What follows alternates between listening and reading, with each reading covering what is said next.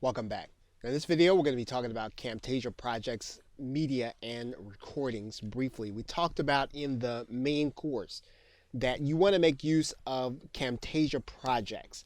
So yes, you're going to record video. Yes, you're going to have a file that you're going to be working with.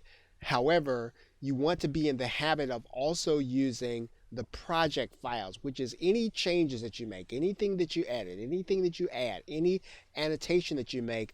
When you save it over in that project, what happens is you haven't done anything to the original recording, and it gives you the opportunity to work with that original file over and over again in different ways.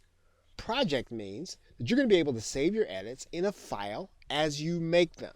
And it also means you can work with multiple media sources. So in other words, if you want to bring in another video, if you want to bring in some other audio, if you want to bring in something that's not in the library, you can. And you don't have to worry about it causing any problems with something that you've previously done or even causing any problems with the recording, because all of these things go along with or right on top of the recording when you actually use them. And the only way that you can make use of those things is that you have to use the project feature.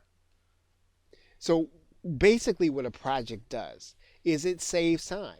It saves you time from having to redo and restart videos once you have made a mistake. And this is a major thing to learn, that you want to make sure that you're saving the projects. Once you have corrected something, or even if you make a mistake, you can always go back and fix that mistake through the editing process. So don't record over and over again. Do one take and then just use your project file. You think of something that you want to insert into the video. You want to use a project. You think of something that you want to change about a project. You use the project file. Now, this is an important concept to understand, especially as we approach this next concept in the next video, which is doing all your videos in one take. Something that we mentioned in the basic course, but we really want to kind of expand on that and let you know why this is important to do, why it saves time, and why it's going to affect how you do the rest of your videos.